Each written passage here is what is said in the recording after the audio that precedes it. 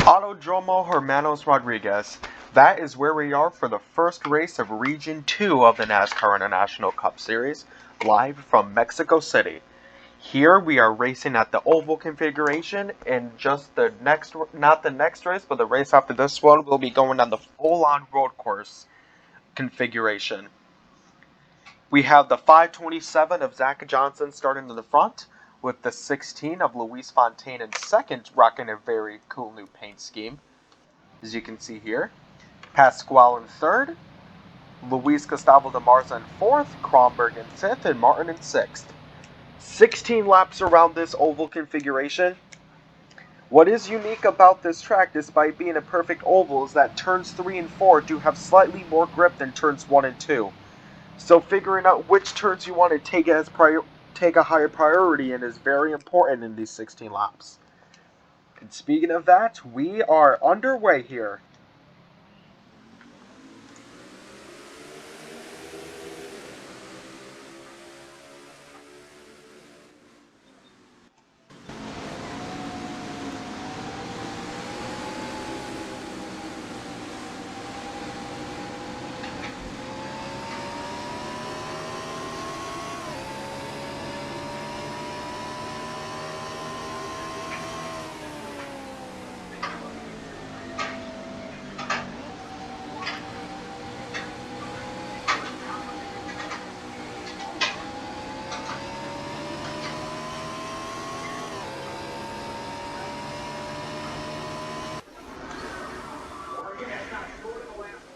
It's the 527 of Zach Johnson that comfortably takes lap 1, but the battle for second is pretty tight at the moment between Fontaine and Pasquale. Coming out of turn 2, it's Pasquale on the inside, Fontaine on the outside. Fontaine gets greater momentum going down the straightaway, which will help. But coming into turn 3, as there is no banking on this track, which it means although it's really good to keep a lead, because only the inside lane is the most efficient, that also means that it's easier to overtake.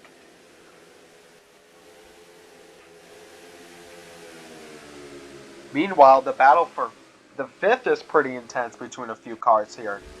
Between the 53, the 96, and the 12, all going for fifth. And it's 12 on the inside who looks to take the overtake, the 96. But the 96 is not letting the 12 get away with his higher horsepowered car.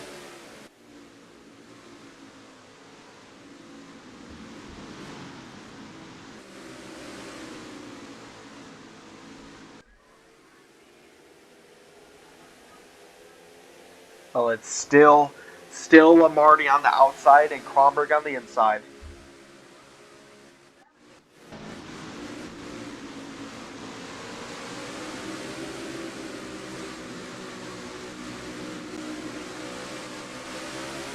And Lamardi, who is still, looks like Lamardi has fully overtaken Kronberg here, but let's see, going to the turns 3 and 4. Lamardi breaks early. Kronberg actually prefers the outside lane, probably because you get a better launch off the straightaways. But it won't work this time as Kronberg loses a spot to the Brazilian under Luis Gustavo de Marza.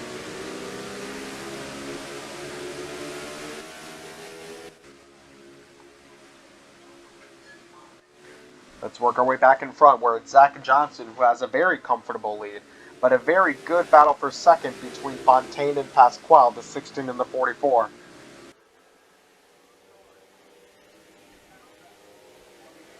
We're pretty single file at the moment. If you look back here, it's 3 wide here between the 9 of Baker, the 4 of Falcon Star, and the 2-time winner so far of Bill Edgewater. It looks like it's Edgewater who is going to get the edge, no pun intended, between those two cars, as they are currently battling for 13th. A lot of cars with a black and red paint scheme. I just noticed that. Let's look into the cockpit of David Falcon Star while we're at it. The rookie driving for Audi, replacing last season's Mario Osaka.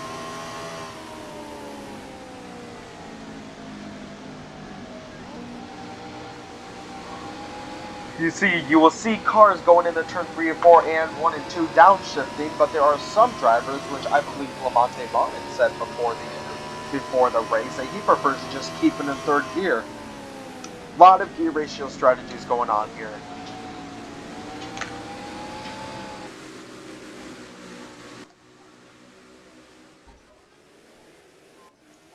Let's get back up front where it is still Zach Johnson who has a comfortable lead, but Fontaine, Pasquale, and Martin are all within equal intervals of each other.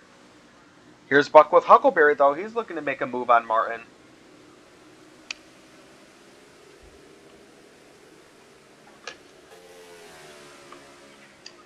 And just not quite enough for Huckleberry to officially make a move. Martin still has a pretty comfortable lead, but Martin does take the inside, which does cut his time a little bit, which makes it better for Huckleberry if he wants to get that fourth spot.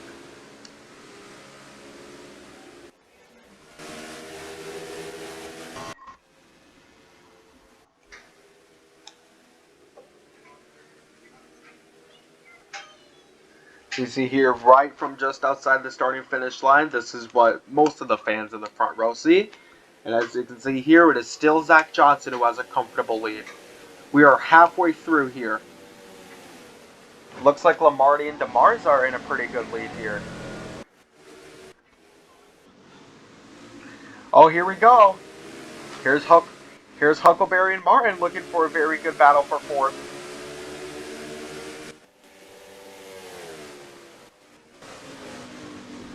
And Martin breaks too early, and it's Huckleberry who takes advantage. But here's Martin. He has greater straightaway, but he's not going to risk it quite yet. And here comes Martin. He's looking to pass on the inside. Not quite, but it looks like they made contact. It is very close here.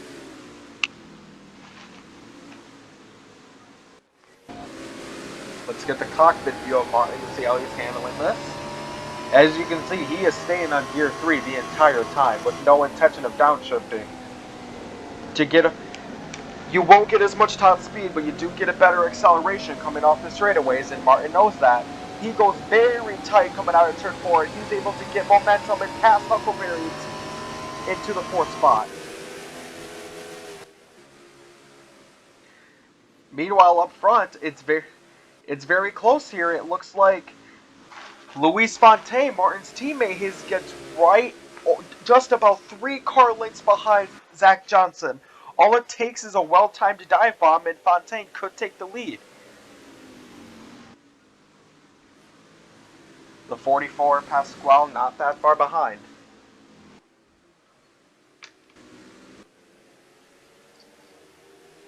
It is Johnson who's led all the laps so far, but he knows that the only lap that matters the most is the last one. Here comes Luis Fontaine. Will he have enough momentum to officially pass Johnson?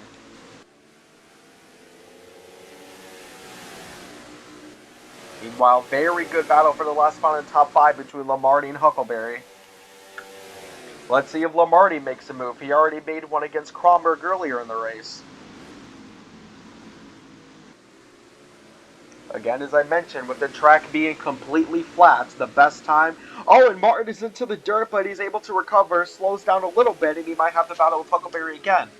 As I was saying, since this track has zero banking, it's very hard to pass, but it's very hard to pass on the outside unless you get greater momentum down the straightaways, but as you turn tighter to the inside, that's where you're able to overtake easier.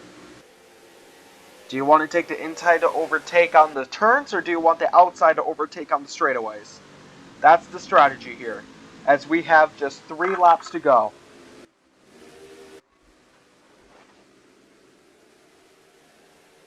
It is still Zach Johnson who has the lead.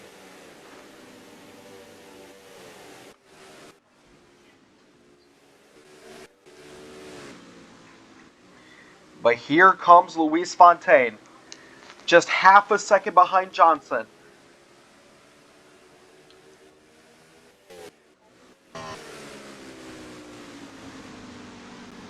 Looks like Fontaine still doesn't have enough yet. 2 laps to go. And it's still Zach Johnson in front, but Pasquale is coming towards Fontaine, and all of a sudden there could be a battle for second.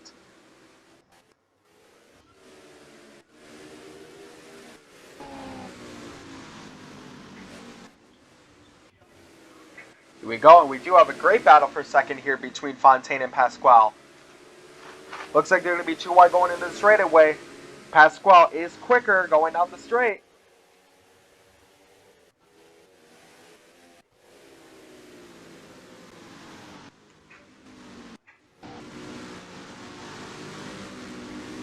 Going from the roof of Pasquale. We have 1 lap to go here. Zach Johnson is hoping to hold it off. And here is Leonardo Pasquale. He's going to try to time his move onto the inside of turn 1 here on the final lap in Mexico City. Will he be able to time it? Yes, he will! Fontaine gives him the space. Now, as we can see from the back of Zach Johnson, that it is very good here between Fontaine and Pasquale. Is Fontaine going to be able to overtake on 3 and 4? Is Pasquale successfully taken second away from them? It will be Zach Johnson who finishes first here at Autódromo Hermanos Rodríguez. But the battle for second, it's going to be close, and it is going to be Leonardo Pasquale who takes second.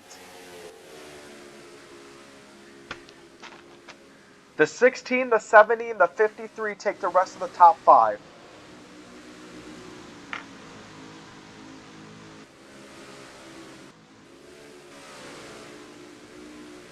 And there is your winner.